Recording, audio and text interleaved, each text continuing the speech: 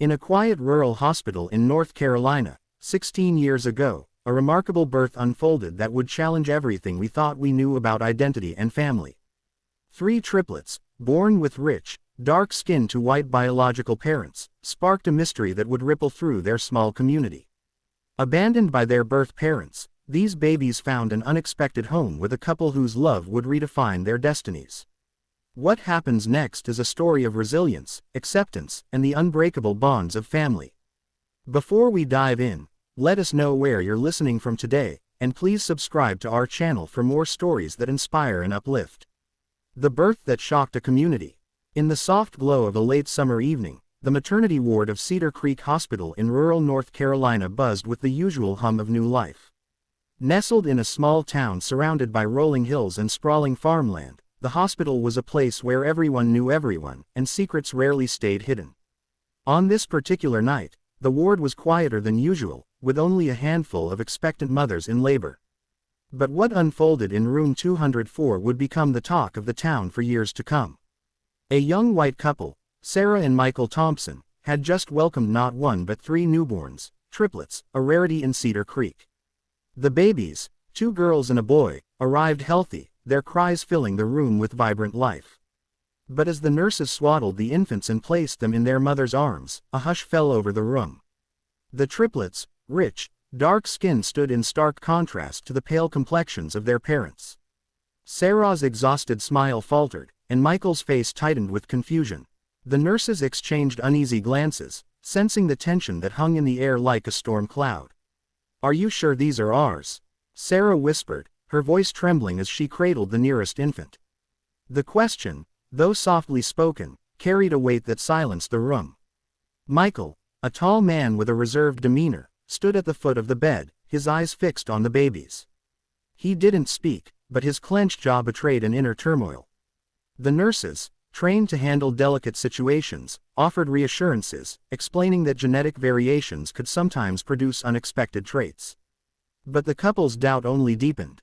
By morning, the hospital staff had run every test available, confirming beyond doubt that the triplets were biologically Sarah and Michael's. The doctor, a kind-eyed veteran named Drive Ellis, sat with the couple, patiently explaining the science of recessive genes and ancestral traits. "It's rare, but it happens," he said gently. "Sometimes, a distant ancestor's genes can resurface, especially in cases of multiple births." But his words fell on deaf ears. Sarah's eyes brimmed with tears, and Michael shook his head, muttering, "It's impossible." The couple's decision came swiftly, like a blade cutting through the fragile hope of the maternity ward. They chose to relinquish their parental rights, signing the paperwork with trembling hands. "We can't do this," Sarah said, her voice barely above a whisper. "We're not ready for this." Michael nodded in silent agreement, avoiding the gazes of the nurses who stood nearby, their hearts heavy with disbelief.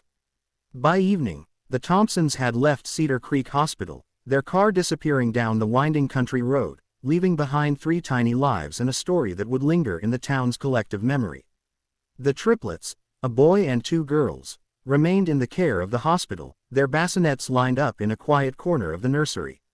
The staff, despite their demanding schedules, poured love into the infants, feeding them, singing lullabies, and whispering words of comfort. But beneath their care lay a gnawing concern. Who would adopt 3 children at once, especially with the scandalous whispers already spreading through Cedar Creek? Some speculated about a hidden family lineage, while others whispered that Michael had refused to face the complexities of raising children who didn't resemble him. The truth, though, was simpler and sadder. Fear and shame had overwhelmed the Thompsons, clouding their ability to embrace the unexpected. A new beginning. A week later, hope arrived in the form of Daniel and Rebecca Johnson, a couple from nearby Asheville. In their mid-40s, Daniel and Rebecca had built a stable life together. Daniel is a construction manager, overseeing projects that shaped the growing city, and Rebecca as a nurse in a neighboring district's pediatric clinic. For years, they had longed for children, but their journey to parenthood had been marked by heartbreak, with multiple miscarriages leaving them with an ache that never fully faded. When a social worker friend mentioned the abandoned triplets, something stirred in their hearts. "They need a home," the social worker said. "And I thought of you." Daniel and Rebecca drove to Cedar Creek Hospital the next day, their pickup truck rattling along the rural roads. As they entered the maternity ward, they found the triplets sleeping peacefully in a shared crib, their tiny fists curled tightly. The head nurse, a woman named Clara who had seen her share of miracles, recounted the story: the birth, the Thompsons' shock, and their abrupt departure. "The tests are clear," Clara said, her voice tinged with frustration. "These are their children, but they couldn't see past the skin color." Rebecca's eyes welled with tears as she looked at the babies. Daniel, a man of few words, squeezed her hand. "What do you think?" he asked quietly. Rebecca's response was immediate. "They're perfect," she said, her voice steady with conviction. When Clara suggested they might consider adopting just one or two of the children, citing the challenges of raising triplets, Daniel and Rebecca exchanged a glance. "All three," Rebecca said firmly. "They belong together." The adoption process moved quickly, thanks to the couple's stable finances and heartfelt commitment. Within a month, the triplets, now named Christopher, Jasmine, and Brianna, left the hospital for their new home on the outskirts of Asheville. The Johnsons' house, a modest two-story with a sprawling backyard and a wraparound porch, became a sanctuary for the new family. Daniel built a nursery with 3 cribs, painting the walls a soft yellow to symbolize hope.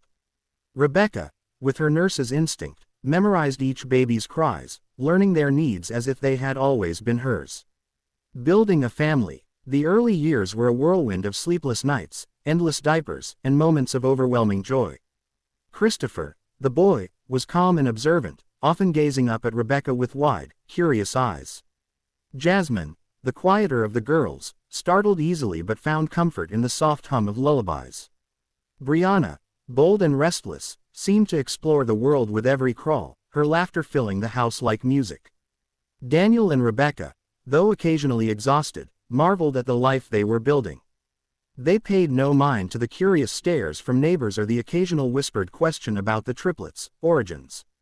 "They're our children," Daniel would say simply, his tone leaving no room for debate.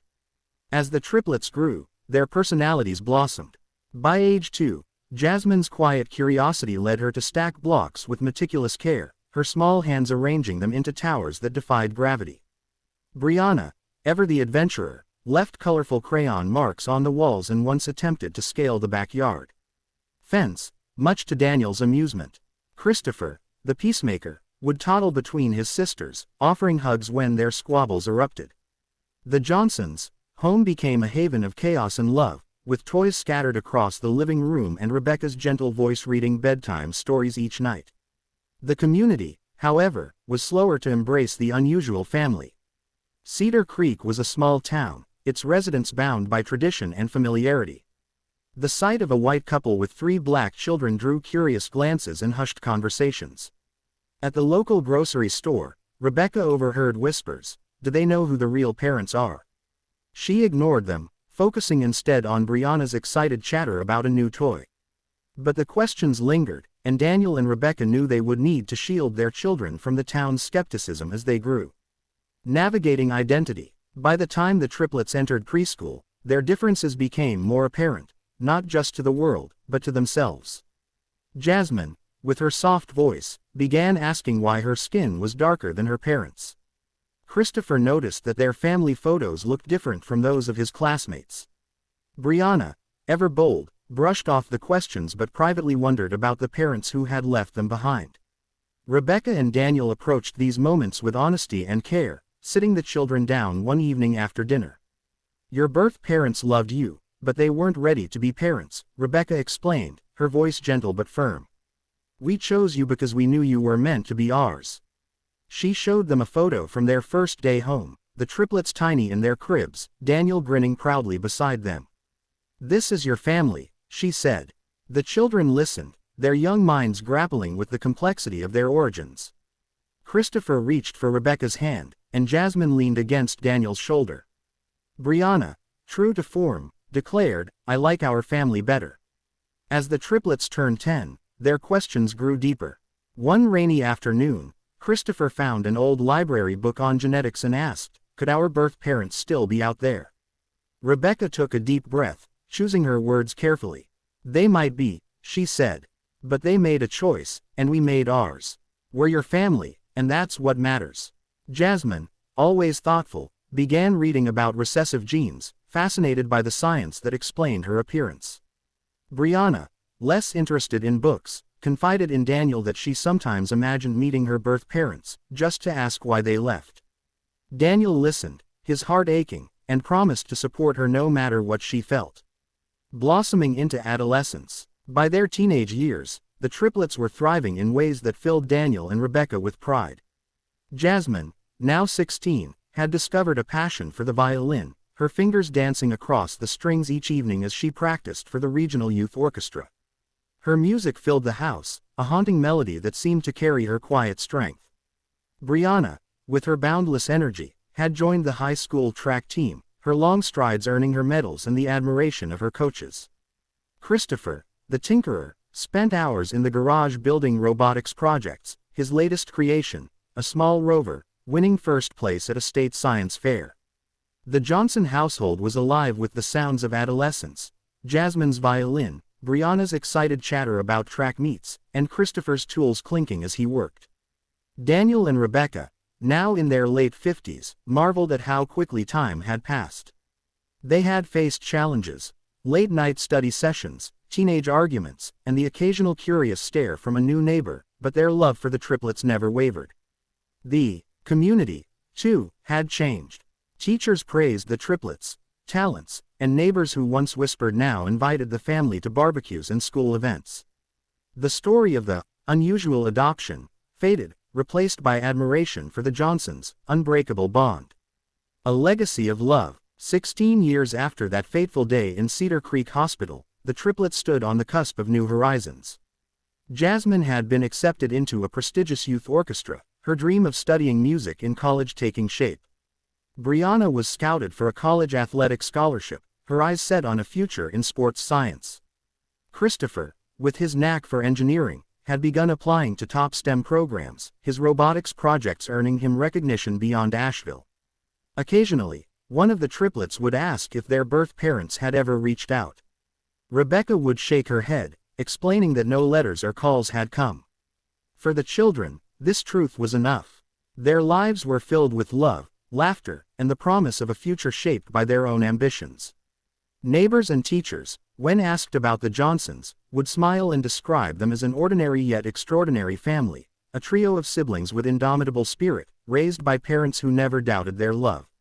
When asked how they managed it all, Daniel and Rebecca would shrug and say, "They're our children. We do what any parents would do."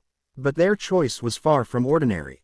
By embracing 3 abandoned babies, they had transformed their destinies, proving that family is built on care and commitment, not just blood. The triplets' story, once a scandal in a small town, had become a testament to the power of love to overcome fear and prejudice. Reflection. As the sun sets over the Johnson household, the gentle clatter of dinner plates mixes with the triplets' laughter, their voices weaving together in a tapestry of shared dreams. Through their journey, we see that family is not defined by appearance or biology but by the choices we make to love and support one another. What do you believe truly defines family? Share your thoughts in the comments below, and thank you for joining us in this story of hope and resilience.